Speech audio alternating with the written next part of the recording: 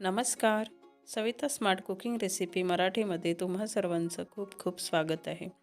तर आज आपण बनविणार आहोत व्हेज मोमोज, जे की सगळ्यांनाच खूप आवडते आणि बनवायला तर खूप सोपी आहे. आणि मोमोजसोबत जी चटणी दिली जाते ती पण चटणी आपण आज बनवणार आहोत. आणि ह्या दोन्ही रेसिपीज खूप सोपी आणि चवीला खूप छान असतात. तर नक्की करून बघा. चला मग सुरू करूया आपल्या व्हेज मोमोज रेसिपीला.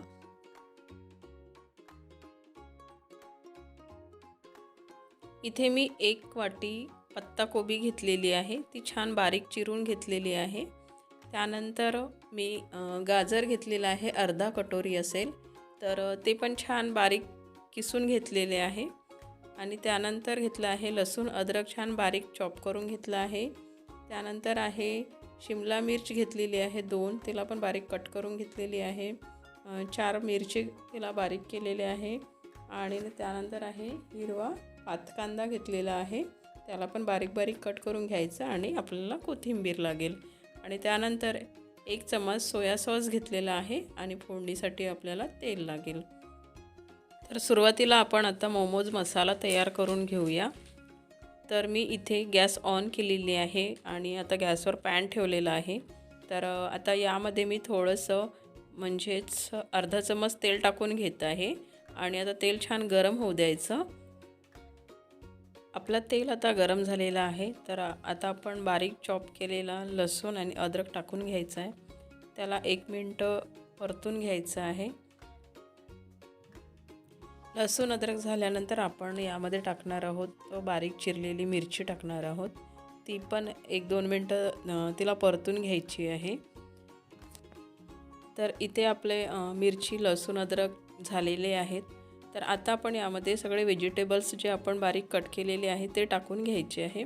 तर मी आधी कोबी टाकलेली आहे, त्यानंतर गाजर टाकत आहे आणि आता शिमला मिर्च पण टाकून घेते. आणि मग यांना छान मिक्स करून घेते.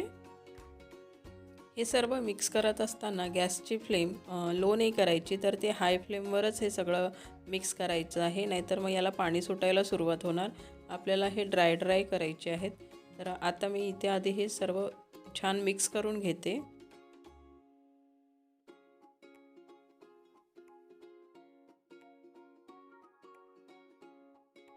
इथे आता सर्व व्हेजिटेबल्स छान मिक्स झालेले आहेत. आता आपण अर्धा चम्मच मीठ टाकून घ्यायचं आहे.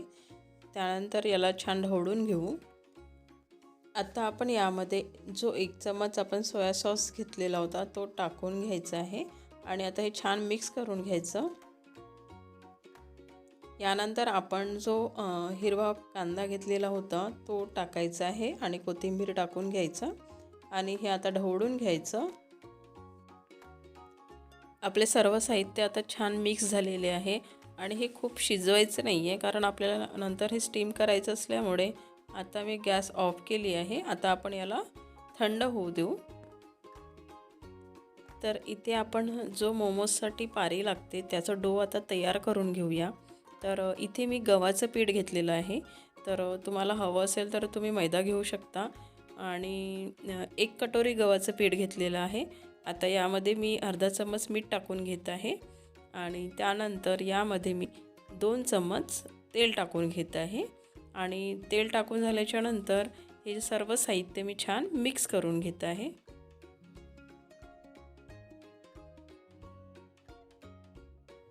सर्व साहित्य आता छान मिक्स झालेलं आहे. तर आता आपण याला भिजवून टाकूया. याचा छान घट्टसर गोळा तयार करूया. तर इथे थोडा थोडा पाणी टाकून मी याचा घट्टसर गोळा तयार करून घेते.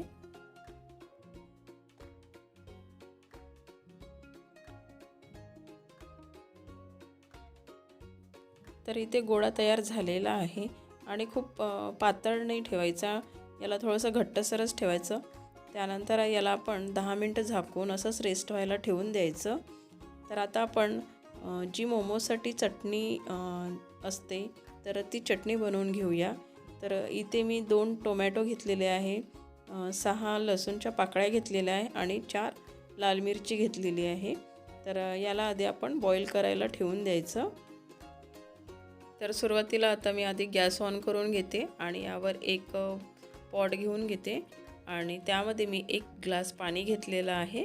आता यामध्ये आपण 2 टोमॅटो, 3-4 मिरची आणि 6 लसूणच्या पाकळ्या ज्या घेतलेल्या होत्या, आपण त्या सगळ्या टाकून घ्यायचं आहे आणि याला 5-7 मिनटं छान उकळून घ्यायचं आहे.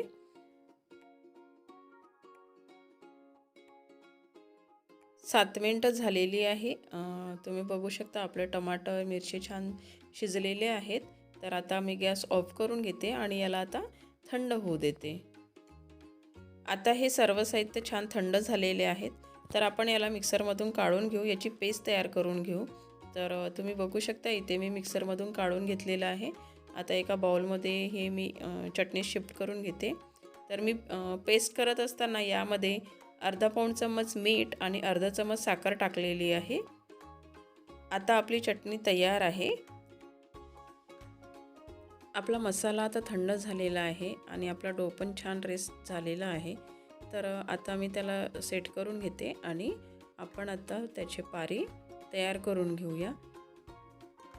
तर इथे मी या आट्याचे 2 भाग केलेले आहे आणि या 2 भागापैकी एक भाग मी पोळपाटवर लाटून घेत आहे. तर त्याचे पण मी 2 भाग करते. तर इथे मी त्या आट्याचे 2 भाग केलेले आहे. आता याला आपण असंच छान रोल करत नेऊया. आता आपण या आट्याचे छोटे छोटे चाकूच्या साहाय्याने त्याला कट लावून घेऊया. छोटे छोटे त्याचे गोळे तयार करून घेऊया, म्हणजे आपले मोमोज सेम आकाराचे होणार.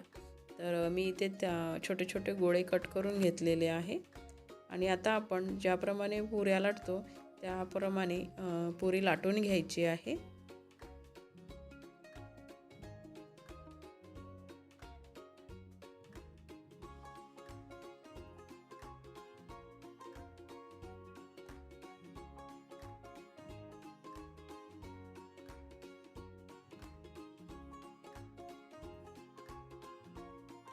इथे आता आपली पुरी लाटून झालेली आहे. खूप जाड नाही ठेवायची, ते पातळच ठेवायची.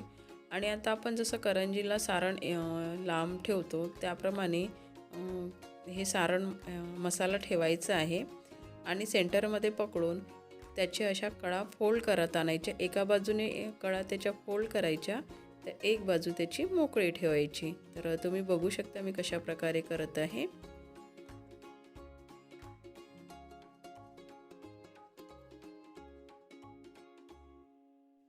एका बाजूने प्लेट्स टाकल्यानंतर आता जी दुसरी प्लेन बाजू राहते ती त्याला चिपकवून घ्यायची. तर तुम्ही बघू शकता आपल्या मोमोजचा शेप छान होत आहे. मी ते थोडे मोठ्या साईजचे मोमोज करत आहे. तुम्ही हवं तर छोटा साईज पण करू शकता. तर तुम्ही बघू शकता आपला मोमोज छान तयार झालेला आहे. मी पुन्हा एकदा तुम्हाला दाखवते कसे करायचे ते. तर इथे गोळा घेऊन मी त्याची पुरी टाईप लाटून घेतलेली आहे. आता आपण मसाला घेऊन त्याला असं लांब पसरवून ठेवून द्यायचं आहे आणि त्यानंतर तुम्ही बघू शकता मी मधून सेंटरमधून त्याला पकडत आहे आणि एक एक प्लेट्स टाकत नेत आहे. एक बाजूने प्लेट्स टाकायची आणि एक बाजू प्लेन ठेवायची आणि त्यानंतर प्लेन बाजू त्या प्लेट्सवाल्या बाजूला चिपकवून टाकायची.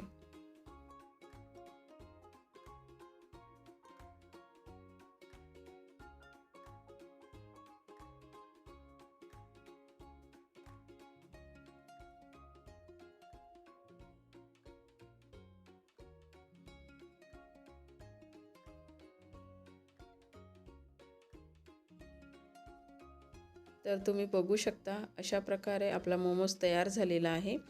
तर आपण सर्व मोमोज असेच तयार करून घेऊया. आता मी तुम्हाला सर्वांना माहीत असलेला शेप त्याबद्दल पण सांगणार आहे. तर तो आहे मोदकसारखा. तर मी सेंटरमध्ये मसाला ठेवून घेत आहे आणि त्यानंतर बाजूबाजूने त्याच्या कडा फोल्ड करत न्यायच्या आणि त्याला जवळ घेऊन मग त्याचं वरती टोक काढायचं. ज्याप्रमाणे आपण मोदक करतो त्याप्रमाणे पण याचा साईज करू शकता. तर तुम्ही बघू शकता.